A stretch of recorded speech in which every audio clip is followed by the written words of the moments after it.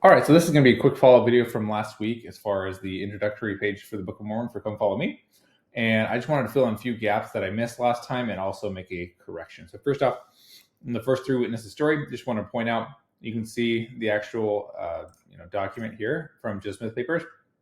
But this is basically explains Joseph Smith's account of the three witnesses basically, experience. And something that I didn't know was that basically David and Oliver actually had their own experiences. And then, what happened was they went out to the woods to pray with all four of them, Joseph and the three. And what happened was basically nothing was happening. And then Martin's like, all right, well, I feel like I'm the problem here. And so he removed himself.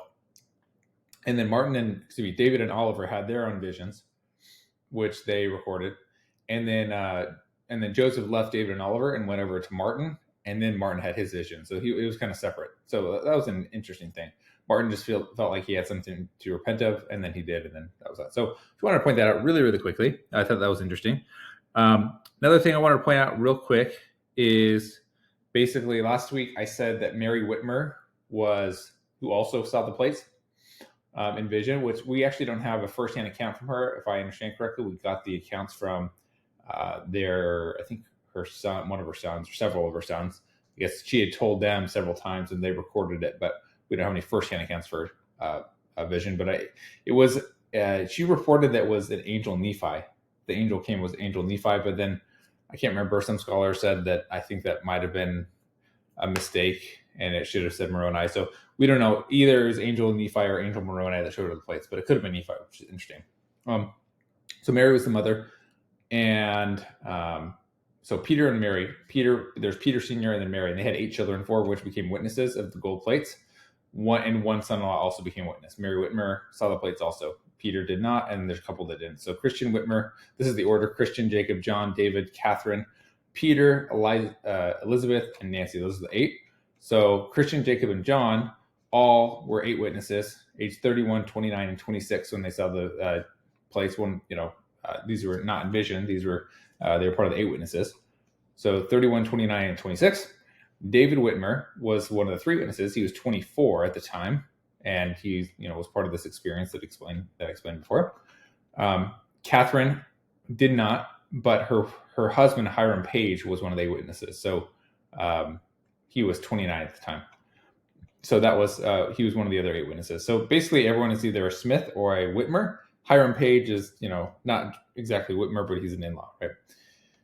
And then Peter Whitmer, 19, so he was probably the youngest witness. And then we also had, Elizabeth Ann was not a witness, but her husband, they weren't married at the time, but she would go on later to marry Oliver, who was one of the 3 witnesses. So really, everybody except Nancy and Peter Sr. were, them or their spouse saw the plates, basically. And then the other witnesses were Joseph Sr., 57. He would have been the oldest. Hiram, 29, and Sam, 21. Joseph would have been, 29. So he would have been 23 at the time. Okay. So I just thought that was interesting. I didn't realize this. So that was helpful for me. Thought I'd share that. And then the other thing I want to point out real quickly is the plates. There's actually been a lot of research done about plates being used in ancient times, and there's quite a bit of evidence for this. So you can still see this if you can see this link with a lot of details about this if you like. But it's pretty scholarly, so it can get kind of boring. But just thought that was interesting. There's a lot there. There's one image here of one example there. And then the breakdown of the different plates. So there's the large plates, small plates, and plates of ether. This is the kind of the simplified version, and then this is the more detailed version. Okay. So, I think most of us probably know, or maybe not. If not, I'm letting you know now. There's a large plate, small plates, and plates of either. And the large plates are Mosiah through 4th Nephi. Small plates are 1st Nephi through Omni. And then there's a Words of Mormon insert between it. And then plates of ether is the Book of Ether. And this is obviously like 2,000 years BC. It starts in like 600 BC. So small plates, large plates, plates of either. That's kind of the basics. But you want to get into more nitty gritty. There's all this stuff. There were supposed to be the plates of Lehi, or record of Lehi, which would have been on the small plates. And then, the plates of brass. There's all this stuff in here, right? But basically, what happened was Joseph had translated the book of Lehi, and then that was kind of like the lost 116 pages, which actually Don Bradley, who's a scholar, has gone on to say it actually wasn't 116 pages. It was probably more like 300 pages. That's a story for another day. Won't get into it right now. But yeah, basically, it was probably more like 300 pages of written manuscript. What's interesting, so what probably happened, so you have, so large plates would be Book of Lehi, and then Mosiah through here. And then the small plates was what was prepared later, right? First Nephi.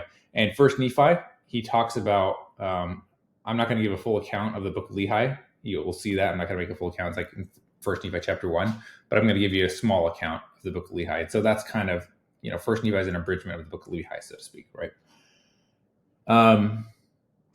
What was I going to say? Oh, something that's very interesting, and this is what kind of makes more sense, is Mosiah's abrupt beginning. This is the only book that begins very abruptly. It doesn't have a header. So for example, here in Omni, you can see, no, that's not an example. Oh, I guess maybe Alma is another example, but in Alma, you can see how it has, the account of Alma. This actually came from the plates right here. And versus Moses, and all the other ones have that as well. So you can see like Helaman here, an account of the Nephites, right? And then third Nephi, Helaman, whatever. So this part came from the plates. Mosiah is the only one, at least from the large plates. Yeah, at least from the large plates. It looks like the smaller plates doesn't have it. But from the large plates, Mosiah is the only one that doesn't have that. And then it begins very abruptly, just like out of nowhere. So what probably happened was, Joseph had translated up to this point, then the 116 pages were lost. And then, they just didn't retranslate. So that's why it begins abruptly and there's not that header there. Okay. All right. What else do I got here? Give me 1 second. Okay. And then as far as the timing goes, so he would have translated Mosiah through Moroni April and May, probably June 1829. And Words of Mormon, First Nephi through Words of Mormon in June. Okay. And that would have been the Whitmer residence. And I'll go over the rest of this stuff later. Give me 1 second here. So just real quick, zooming out the chronology here. You can see 1827, Joseph and Emma elope. And then he gets the plates from Angel Moroni, transcribes a few characters, moves to Harmony to escape persecution because they started translating. Everyone wanted to get the plates. Martin takes some of the transcribed characters to New York to get them looked by Dr. Charles Anthon. And then he works as a scribe in April 1828. And then, for like a little while. So that would have been the Book of Lehi. And then Martin Harris shows manuscript to his family. Joseph and Emma lose their first child, Joseph. So that's a double whammy within a month. He lost his first child, Alvin, and Emma almost died. And then Joseph learns that, the 116 pages were lost. And then he translates for a little bit, but works on Mosiah, doesn't really get very far. And then finally, he doesn't begin dictating until April 1829. So, it's basically a year later. April 1828, they did Lehi through Mosiah. And then they lose the 116 pages in July or so. And then doesn't start translating really until April of next year. And this would be in Harmony, Pennsylvania. They eventually moved to Fayette, which is where the Whitmer home is. So anyway, that's that. Just wanted to give a quick more rundown of the introductory pages and translation process, stuff like that.